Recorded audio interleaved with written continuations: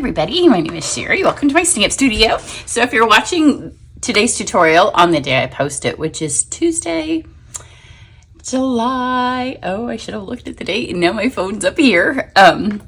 Let's see, it's like the 23rd maybe. It's Tuesday. So today is free shipping with Stampin' Up. So if you're in the US and you spend $75, then your shipping is free. It's also bonus days. So if you spend $75, then you will have hit the 50 threshold and you'll get a $5 bonus coupon for August.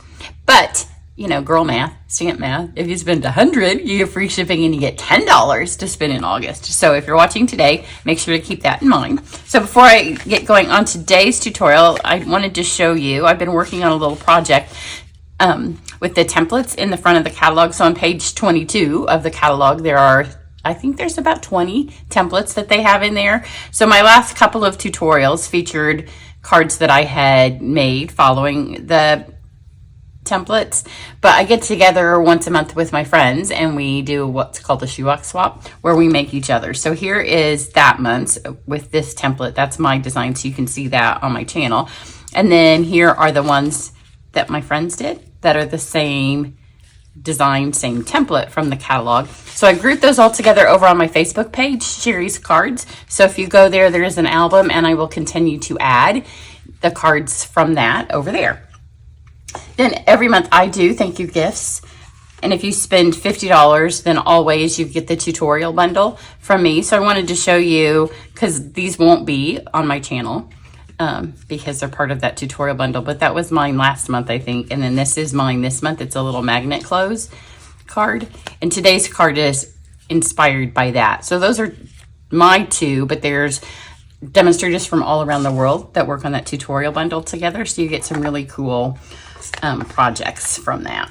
So we are going to do a quick and easy summer card because that's been my theme pretty much, unless I'm doing something for club. But my stamping this summer has been quick and easy. So it will come to a change in August because I will start to show you things from the holiday catalog that comes out, that starts in September. But I'll have the stuff next month. And so I will transition from my quick and easy, which is not normally my stamping style, because I do like, you know, I have the series, The Art of Stamping, where sometimes those cards can take a little bit longer. These are all super fast, but it gets me outside and it gets me to all the fun things that I'm doing over the summer. So the set I'm going to use is the Ice Cream Swirl Bundle. So I'm going to use the stamps and the dies. So this was in I think it was in the mini from January and it carried over. So you can still get it. And I hadn't used it much because it came out in the winter. So I'm going to use basic supplies. So we have some vanilla cardstock and then we have some crumb cake. So this is 2 half sheets of crumb cake, and then this is just a scrap. It's larger than what we need. So let's do the stamping first. So this is the way, if you get the tutorial bundle, it's the way I colored the ice cream and the cherry and strawberry on that card. I don't have a strawberry on this one. But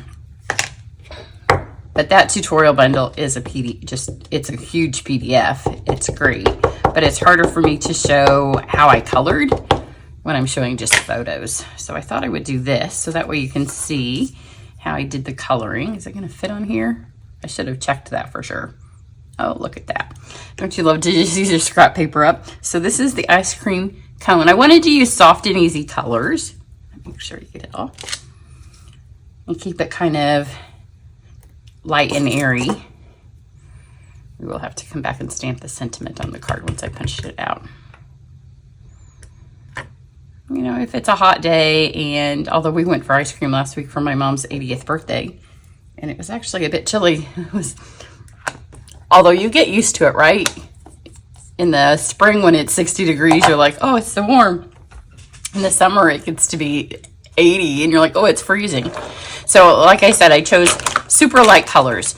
So I have the light bubble bath, and then I have light crumb cake, and then I have both of my petal pinks and my color lifter.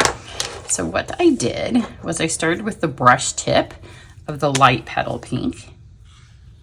Just kind of wisp it. This isn't so much a flavor of ice cream as it is a vibe. So this on here.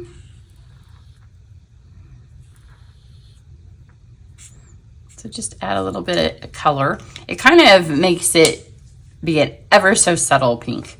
And then I'm going to take the bullet tip from the dark petal pink and go back in and just add a little bit. Again, I don't want too much because I didn't want it to be peach looking, which is kind of what petal pink is.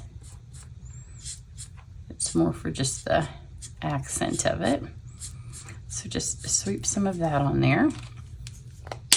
Then I'm going to take my color lifter and I'm going to use, there's not enough color on this. Normally I would not color on my table without something underneath it, but I'm just gonna blend those so they kind of smear into the middle. But these are so light and there's hardly any color on it, so I'll get away with not having scrap underneath. I think I need a new color lifter.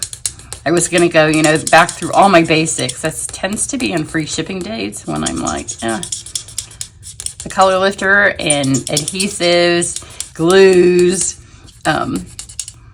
replacement blades, all that stuff. You know, the plates for your cut and emboss machine. They're all necessary, but they're never like fun to buy. It's like buying toilet paper at the store. You gotta have it. So at least if I can save shipping on it and get some bonus bucks for next month, I'll be good. So the color lifter tends to keep smushing color over. This is the longest step of this card, but it does tend to keep bleeding after it's on here. This one's really needs to be replaced. I have a new one there, but I think I'll make it for this card. And then for my cherry, I did the light bubble bath and I used my brush tip. Because again, I want it to be pink, but I don't want it to be like oh so pink. And then I took a little bit of the light petal pink right here where the highlight marks are and just kind of filled that in. And then my stem was crumb cake. And not a whole lot of it. We'll come back and use the crumb cake again in a minute as well. So you can kind of see now it just has, like it's light, right? It's light and airy, but I wanted it to have a little bit more texture to it. So I took, this is where my light bubble bath and the ice cream comes in. And it may get on the cherry on this one. The other ones I did this after I cut them out, but we'll go ahead and do it now. So again, I'm going to give you a before. It's just strikes of peach, and I'm going to be pretty intentional where I hit this. Here, I'll do this little bit here. It's kind of like an airbrush. So I got the bottom and I didn't get the top yet. So see how it just kind of gives a little bit of hint of pink? It's exactly what I wanted. Because it gives your card some color, but it's not pink. But it definitely is different than when it was just the peach. Pick it up again. Super fun. You'll see it a little bit more if you do it in person because the camera, and it's early here. The sun's just now coming up. My cleaning girl comes soon and it's free shipping day. So, and this week is really getting my club out. So Stampin' Up! Threw the free shipping on us, and I was like, I didn't have anything ready to go. Club's almost ready to go out the door. But on the weeks that I get my card club ready to mail, that's about all I do. So here we go. Well, and I got to film all the card club stuff. Let's cut all these out. So first, easy, we'll do this. So when you get this die set, it has this that will just cut it out. And then there's also like a cone builder. So you could cut it out of different colors. Like you could have a chocolate swirl or something. It's got another piece. Pop this on here. Let me see where did I put it? See, it's got this, which is fun too. And then it also has, you can do sequins, you can do a little donut. Instead of doing a cone, you can do a cup. And then it has, on the stamp, I'm going to use the die to do my cone, but you could stamp it and it would be real. I almost did it on this one because you can color it in the blends and keep that also light and airy. I could have stamped it on vanilla. It makes me want to come back and use this set again. I'm trying to look through my sets of things that I haven't used much. And especially ones that came out in the spring, because sometimes with Celebration, I don't get to the more summery ones. So we have those cut out. Normally I don't show you all of this, but I do want to show you how this cone works. And then we have this long piece. Now on my other card, I didn't need it to open because this makes a little tag. So since I didn't need it to open, I just cut half. So if you just need to put it on your card, you only need to put half the amount of cardstock in here and you'll just get one. But this makes the fun little gift tag, and that's why we have kind of a fun, it's not really a fun fold because there's no folding, but it's a different, it's a non-standard card. But nobody wants to put non-standard in their YouTube title, right? So now we have this, super fun. And if you're making a lot of cards and you just need one, see it's gonna fold there, then you could do it like that and just snap them in half or cut them in half. That's what we did, I think, for a Try It class when I used this. And then here is the piece that's going to make our cone be a cake cone, which is really fun. You could probably line that up and do them both at the same time, but I don't think this takes any longer. And it guarantees you get it square on to where you want it to be. So now we have this. So this folds over, and then you have a little tag. On our card, we're just going to use it as part of the card. Now, we're also going to, I have like these two pieces. So this is the base of my card, and then this is the part that's going to make the fun fold. But I did want to show you, because I've had lots of questions about the swirly folder, because people get it and they're like, my folder doesn't work. So this is not a 3D folder. So a lot of our folders, probably the majority of them, say 3D. This one is not 3D. So if you have more than one folder, you can hold it and see the ones that are kind of thinner. That's a non-3D. So when you have a non-3D, I'm going to stick this in here, and I want my swirls. You can see that there's kind of this part here as opposed to this part. I want more of the S swirl. So you need more plates for this. It doesn't work with a gray plate. That's why people keep telling me their folder doesn't work, because you're rolling it through.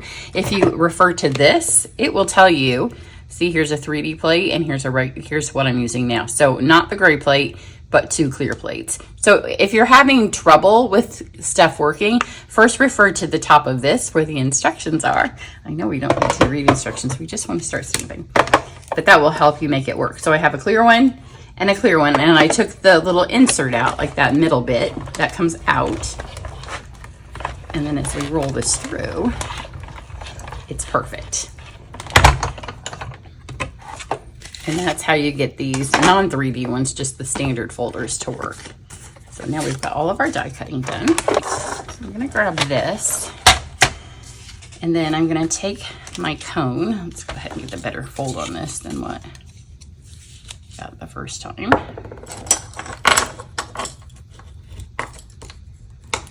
So I need my cone to fit on the front of my card. So I just hand placed it like this, and then I stick it in here. There's no exactly right way to do this. Let me just put it, so I want it to hit about here, so that looks good. Let me roll this stuff out of the way, and then grab this up here, and again I just kind of laid this here to get the width.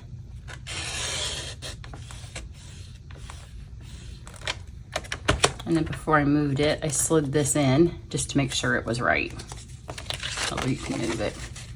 I was doing it before where it was a little easier.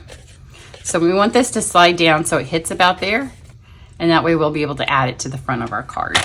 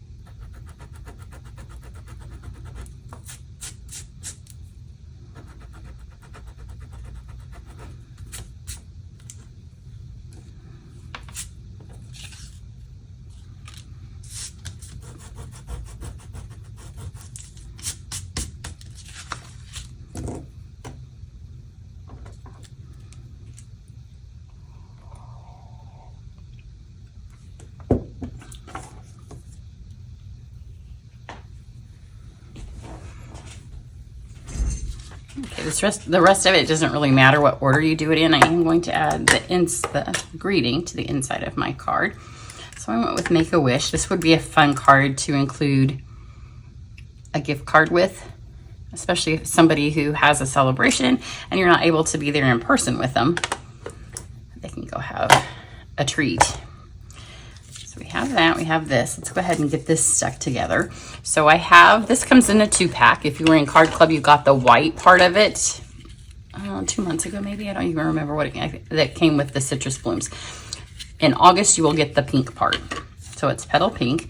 So I wanted to add a bow, but it needed to be, so it wasn't going to interfere with sliding that in. So let's go ahead and cut this so it will wrap around. And then I need a little piece over here to do a faux bow, and it makes it the easiest way for me to control where this is going to be. So I'm going to add this here and just go ahead and tie this on here, and that way we'll be able to kind of slide the bow where it needs to be without covering up our ice cream cone. So just literally tie that knot on there. Super easy, right? Anybody can do that, and then we'll trim it up. And you can see for right now, I can slide it. So I want my ribbon to go just underneath where that is. Where's my adhesive? I see some Seal Plus. Well, I have covered it up. Hang on. I have 2 stamping stations, so the other one I could see there was some over there. It's on the table somewhere. I've just buried it. So I want to add a little bit here to just kind of keep it in place. Pop this on here. And I did it. Now over here, I'm going to put only adhesive around the edges because we need to be able to slide our ice cream cone in here from the front. So if you do the whole thing, then when you go to slide your ice cream in, it's not going to work. And then take these, fold this over. Now this is exactly where we need it to be. Let's grab this.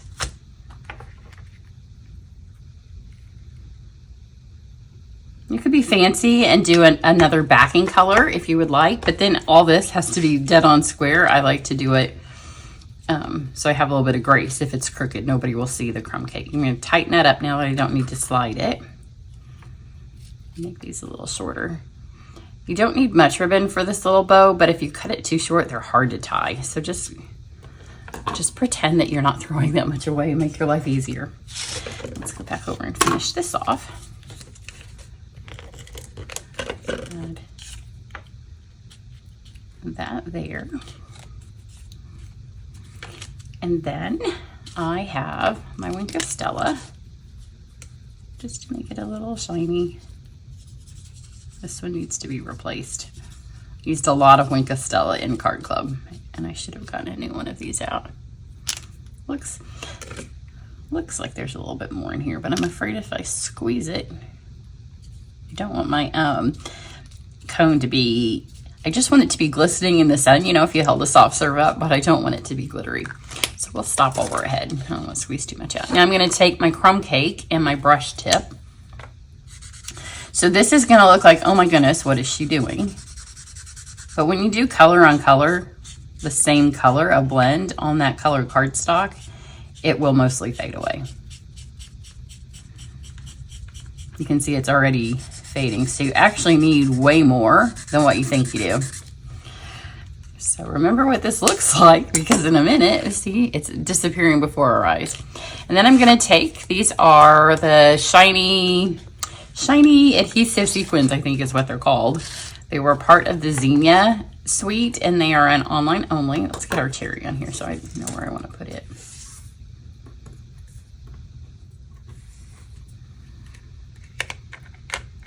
Now the cherry can't really go on the top of the cone because it makes it too tall for this card. So we're just going to stick our cherry here. And then if you want it to be a little brighter, you could use the pink, because there is pink in this card. And I thought about it, but then I decided to just go. I don't even know what color these are. Because, you know, anytime the stuff gets the iridescent on it, it kind of changes it. But they could be petal pink. I don't remember if that's in the paper. 1, 2, 3, 4, 5. I guess we're going to do 7 because 5 isn't just enough.